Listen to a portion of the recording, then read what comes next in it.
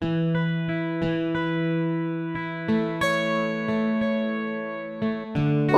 so in solutions chapter, we all are aware of the word solution. We have been studying it since smaller classes. So they have two components, solvent and solute. Generally, when we talk about solutions, then the thing which comes in our mind is that something is dissolved in water that makes a solution.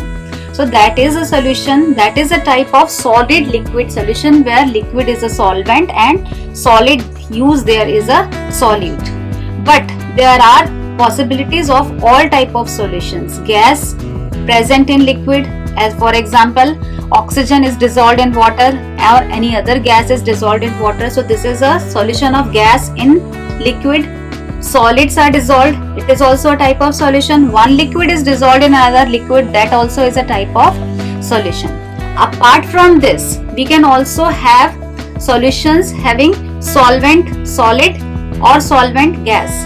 For example, one gas present in another gas, that is also a homogeneous mixture, because solution is also a homogeneous mixture. So you can say that gas in another gas is example of homogeneous solution.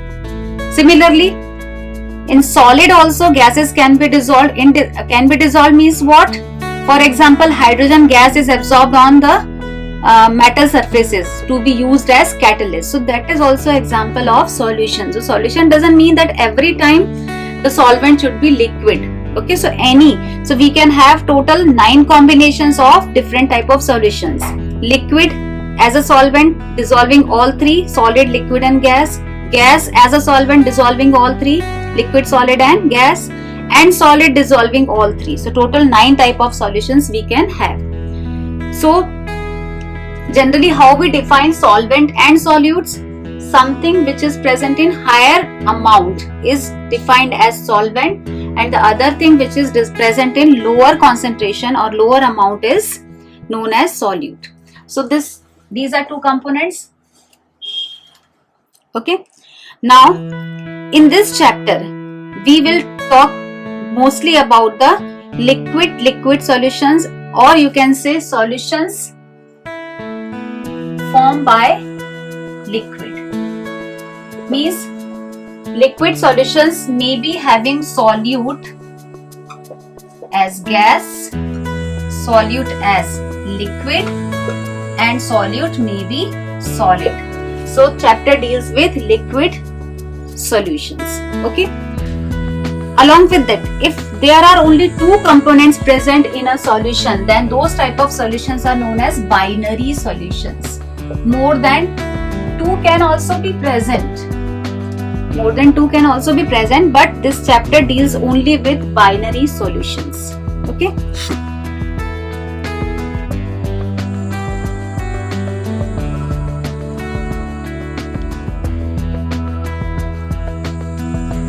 Now when we form a solution, then solute has to be dissolved in solvent. So another term comes into action, that is solubility. When we are preparing solutions, then we have to talk about solubility also. So what is solubility for a solute? The extent to which a solute is soluble in a solvent is known as its solubility. If it is dissolving more in a solvent, then it will be known as highly soluble. If it is dissolving less, then it will be known as sparingly soluble. Okay, so this is the term defined as solubility. Now solubility of a solute is affected by many factors. Out of those many factors, 2 factors are very important ones. First is pressure and second is temperature. Okay, these 2 factors are important in deciding in changing the solubility. So we will talk about these factors one by one.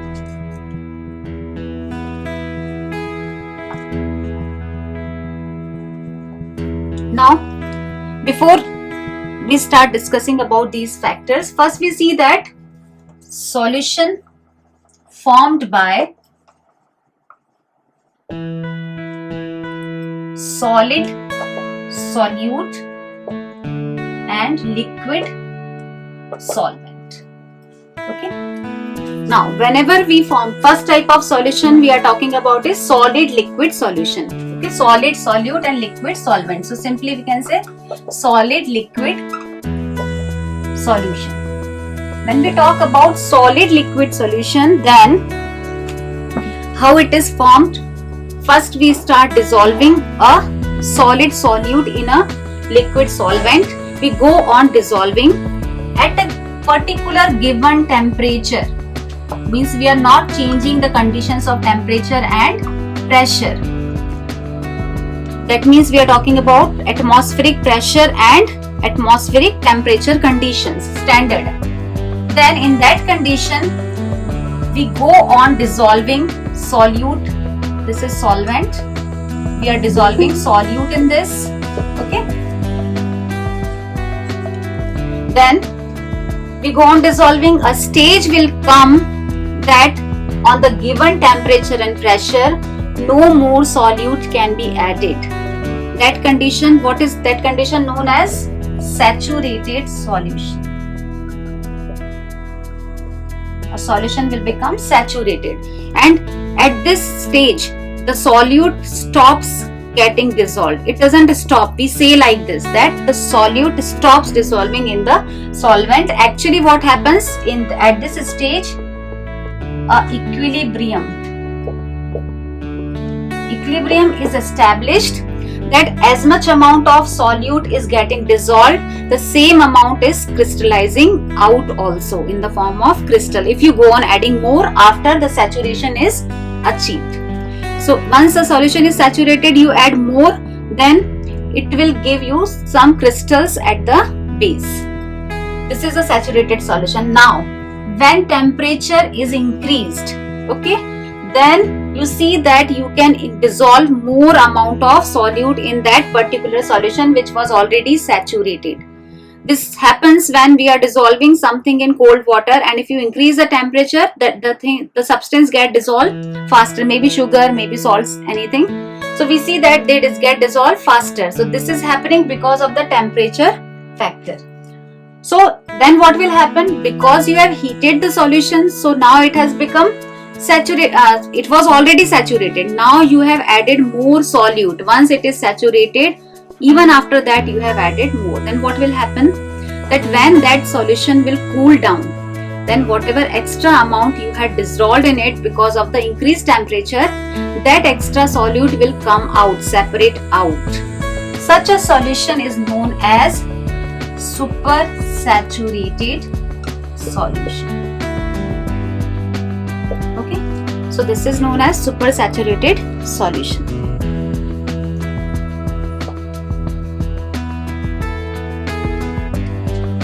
So now we know that when a solution is made between a solid and a liquid, it will be saturated and then it will become supersaturated. Now let us see the effect of two factors which we have discussed: temperature and pressure. Because solids are incompressible and liquids are also almost incompressible, they can be compressed to a very little extent. So because these are incompressible, the solution between solid and liquid, then pressure does not affect solubility. Only in this case, where we have solid liquid solution, then pressure does not affect the solubility. Okay? When it comes to temperature, now as I told, that if the dissolution process is endothermic, means you are dissolving sugar in water and that process of dissolving requires some energy, some heat, then that process is endothermic. And on increasing temperature, in that case solubility increases. If process of dissolution is endothermic. Okay? Most of the dissolution process of solids in liquid are endothermic. That is why on increasing temperature they become more and more soluble.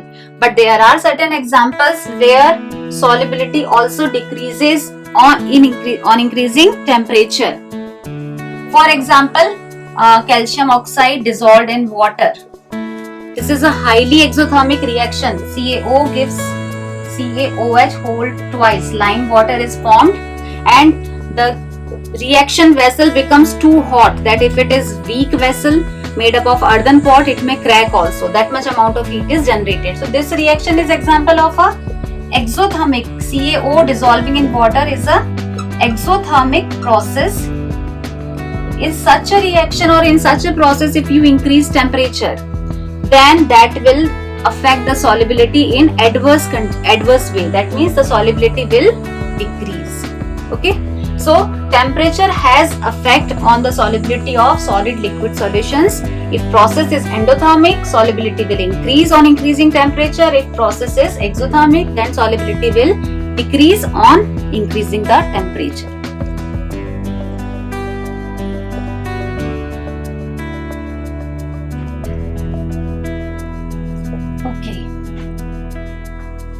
Now the same two factors if we discuss for a gas liquid solution. This was solid liquid solution. Okay.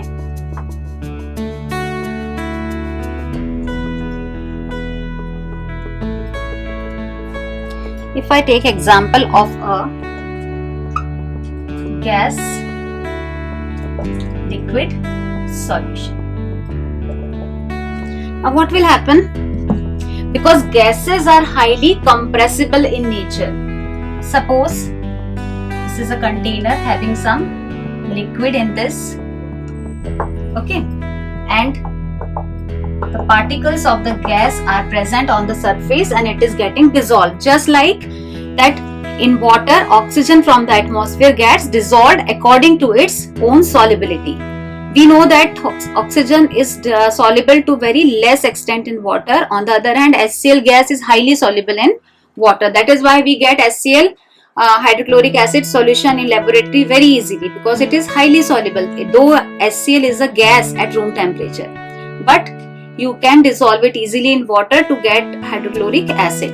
But oxygen is soluble to less extent. So any such gas which is present on the surface of a liquid. Now what we do, if we increase pressure on this surface by applying pressure or by increasing the value of atmospheric pressure, when pressure is increased, what will happen? The solubility of these particles in this liquid will also increase. Okay, so this shows that a scientist whose name was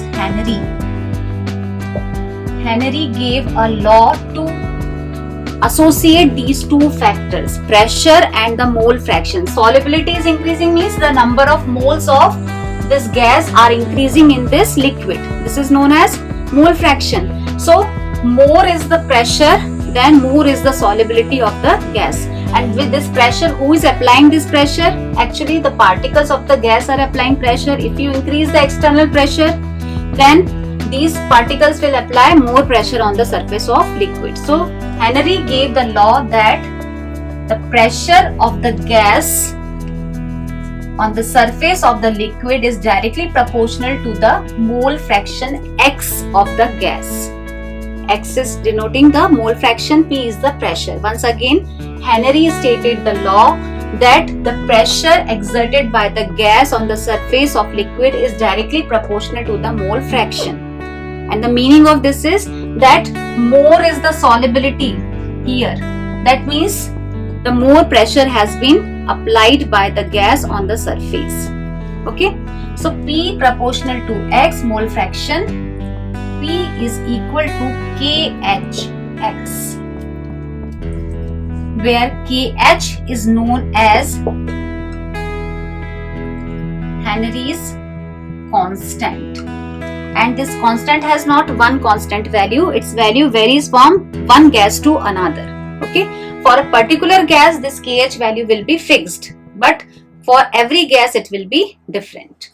Now this clearly shows that P upon X, I can write small x also, here we have written capital, so let it be capital, is equal to KH, inverse relation.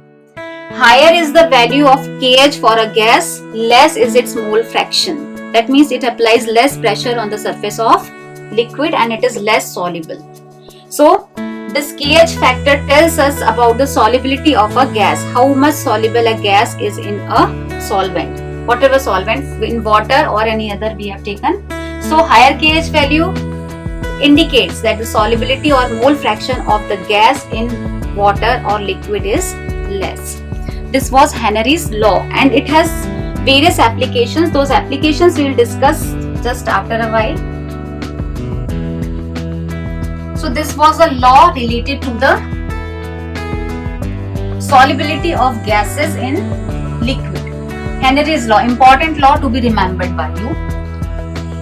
Now again we'll talk about those two factors which we have discussed.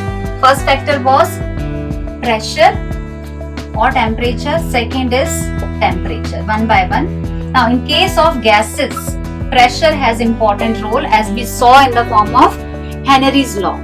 More is the pressure, more is solubility. Means what? No matter how much is the solubility. For example, I told that oxygen is less soluble in water because the mole fraction is less. Mole fraction of oxygen is less in water on itself. But we can increase solubility of oxygen also by application of pressure. More solubility will be there if pressure is more. Okay. Similarly, I told HCl is highly soluble.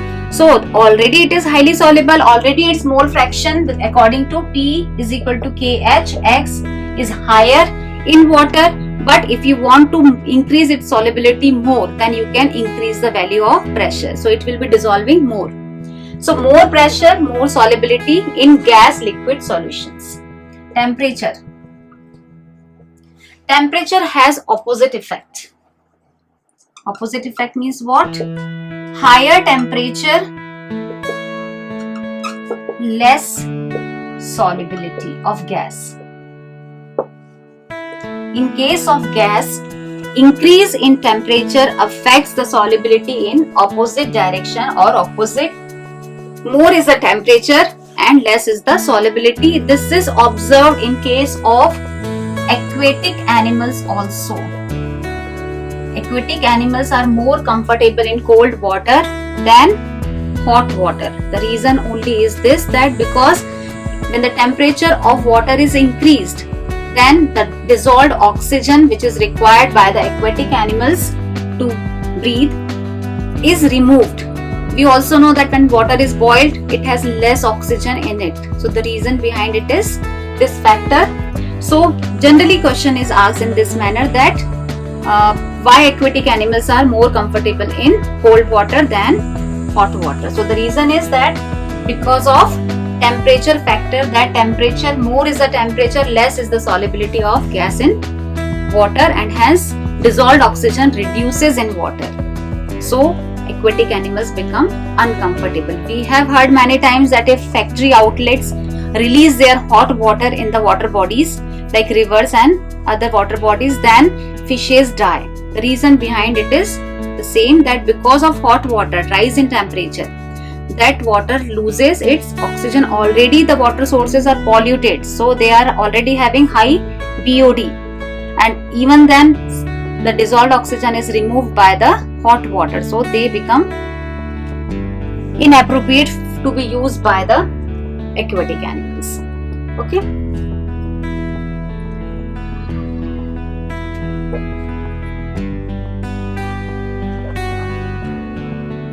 Now, applications of Henry's law in practical life. 2-3 important applications are there which are every time asked in the form of questions. Okay. So, write applications of Henry's law in practical life.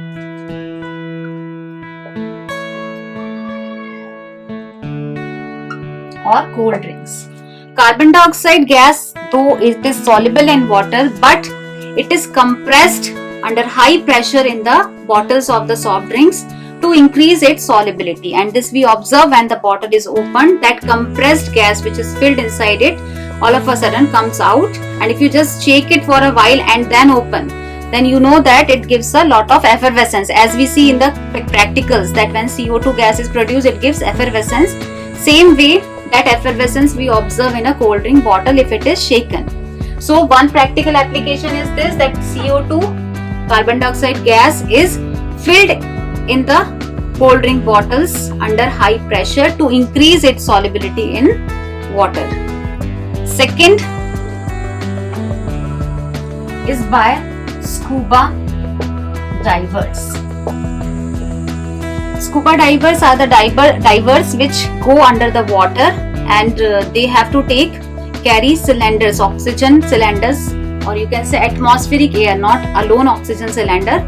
It is a mixture of oxygen, nitrogen and helium in it. So in the combination of it, oxygen, nitrogen and helium is mixed from outside. In the natural air, helium is not present in high concentration, it is very less, but in the cylinders which scuba divers carry down with them, helium is mixed in high quantity. The reason for this is the same, the Henry's law, that as the divers go deep into the sea, because of high atmospheric pressure, whatever gas they are inhaling through the cylinders get dissolved more in their body, in the blood, as compared to the gas when they are present on the surface of earth, means on the surface instead of under water. So more gas is dissolved in their body, and when they come back on the surface outside the water, then all of a sudden, because pressure decreases, so those gases try to come out. Because pressure is more, solubility is more, pressure is less, solubility will decrease and they will try to come out. So this nitrogen which is present, because of its high solubility in blood, it gets dissolved in high quantity, but when all of a sudden pressure decreases, then it tries to come out also. So when it tries to come out, it forms bubbles in the blood vessels. The gas bubbles are formed in the blood vessels, which may cause blockage, and that condition is known as bend. This condition is known as bends are created because of the bubbles of nitrogen gas in the blood vessels. So to avoid that condition, some helium is dissolved in that, mixed in this, so that less nitrogen percentage will lead to less dissolution of the nitrogen in the blood, because nitrogen is highly soluble. So it is diluted with the help of helium. Helium is a non-reactive gas, it will not dissolve. Okay, so this is the reason. So in scuba divers, the oxygen cylinders are having helium mixed in them. This is one of the application of Henry's law, because we know Henry's law, that is why we are able to do this, that this is more soluble because of more pressure. So this is application. Okay, and third and the last application is mountains. On mountains, when we go on higher height, we know that the atmosphere get sparse, means the gases which are present, oxygen becomes less in percentage as we move to higher altitude. Because of that, the mountaineers which go on these mountains, they feel certain conditions like memory loss and anoxia. The condition is known as anoxia, where unable to understand, unconsciousness, that type of symptoms appear. So because of that, they have to carry cylinders of oxygen with them. Again, this is an application, because we could know that because of less pressure at higher altitudes, the oxygen is less, and because of this reason, they have to carry oxygen cylinders with them. Okay, so these are about the two factors which we have discussed today, that solubility of a solid in liquid, gas and liquid, and gas and liquid has one law, that is known as Henry's law. Now tomorrow we will start with another concept, that is solubility of liquid in liquid, and that is ruled by another law which is known as Raoult's law. So today we will not start it, today we will do something else. It will take time to finish it, so tomorrow only we will start it. Now when we talked about solutions, Then there are certain ways of expressing the concentration of solutions. Most of the ways now we are aware of. For example, if we talk about solutions, so I am talking about methods of expressing. Methods of expressing concentration of solution. Okay. One of the way is W by W percentage. Okay. This is when some weight, mass of solute in certain mass of solvent is dissolved, then that is W by W percentage. For example, prepare 10% W by W solution of salt in water. Okay. We can also take salt in water. Liquid can also be taken in W by W. Then what we will do? 10 grams of salt, any salt, will be dissolved in 90 grams of H2O by weighing it. Okay? 10 grams of salt in 90 grams of water will be dissolved, and the solution will be percentage is 10%, 10 by 100, that is 90 plus 10 into 100. Okay, so this solution will be a 10% W by W solution. Similarly, we can have V by V percentage solution also. What will be there? When 10 ml of alcohol, suppose ethanol, dissolved in 90 ml of water, that will make a 10% V by V solution of alcohol.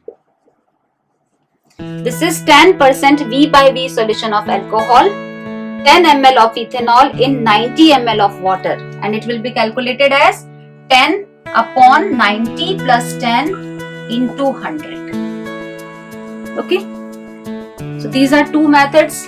Third method, which is more commonly used, is W by V. Generally in laboratory, when we make solutions, your solute is given to you in powder form and you have to dissolve it in water. So that way of expression is W by V percentage. Okay.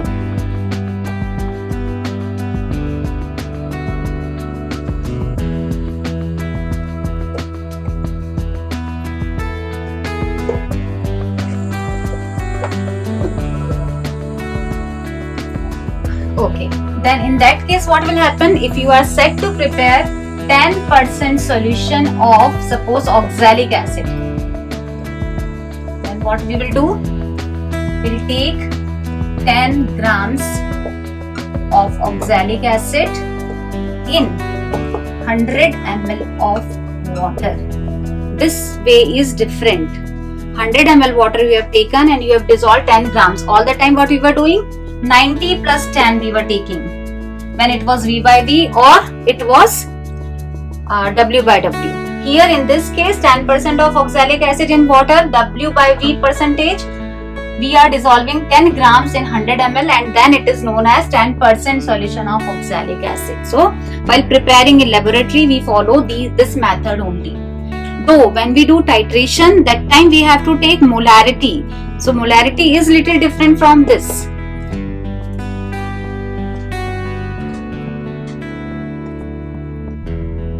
Okay, this is one method. Now, this method which of W by V you will be using most of the times whenever you are making a simple solution. You are said prepare a 5% solution of ferrous sulfate. Then what you will do? Ferrous sulfate is solid. Then 5% solution, you will take 5 grams of ferrous sulfate if you are making it in 100 ml and you will dissolve it in 100 ml of water. That will be 5% solution of ferrous sulfate. Okay. Now one more way is, it is mole fraction. Mole fraction is For suppose two components XA and XB, X denotes mole fraction, then we can find out the mole fraction of one component in a solution by taking number of moles of that component divided by total number of moles. This gives the mole fraction, and fraction is part of 1. XA plus XB is equal to 1. Okay, means for total 1 XA and XB we are taking. So this is mole fraction. Mole fraction of XA, Na upon Na plus Nb, where Na can be calculated as Wa upon Ma, weight in grams upon molar mass of the component, whatever component it is. Maybe this XA is for NaCl or this XB is for water. This is one of the methods.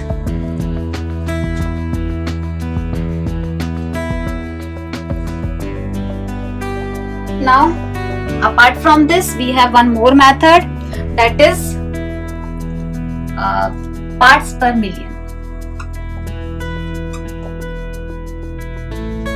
Okay. Just as we express the concentration in percentage, we can also express it in parts per million. W by W or W by V, parts per million. Suppose if we have to show, then we will write W by V into 100 when it is percentage. Okay, and if we have to do parts per million, so instead of 100 we have to multiply here by 10 to the power 6. That will convert that answer W by V into 10 to the power 6 will be converted as parts per million, or we call it as ppm. Okay, this is one of the method. Generally this method is used then when large quantity of solvent and very less quantity of solute is present. That time we have to use this method of expression.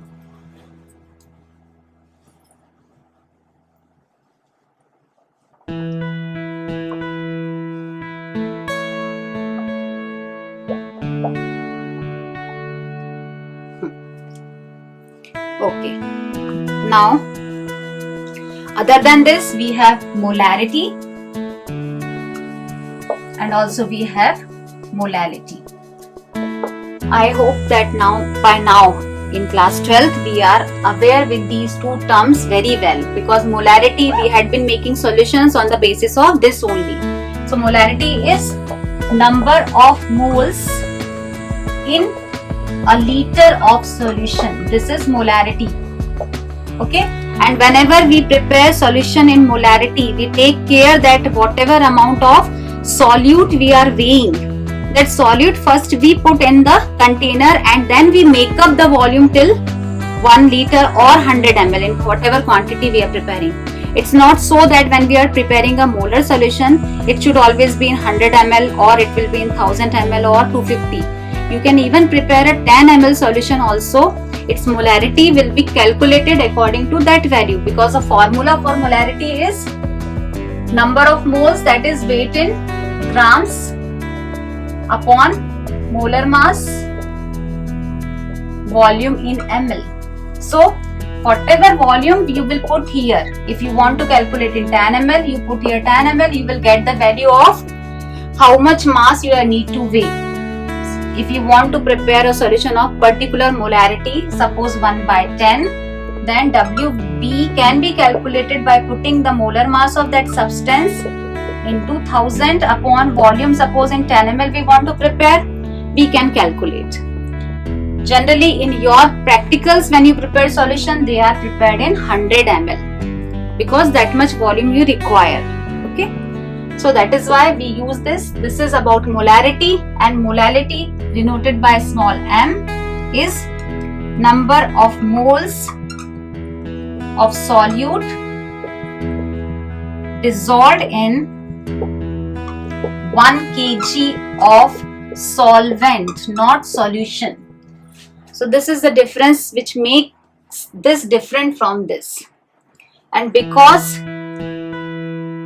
molarity is dependent on volume, so it is changed by temperature. So this is a temperature dependent property, molarity, and molality small m is independent of temperature because it depends on the mass of the solvent. Mass is not affected by temperature. Only volume is affected because of temperature. Okay. So these are all expressions, different expressions for concentration expression.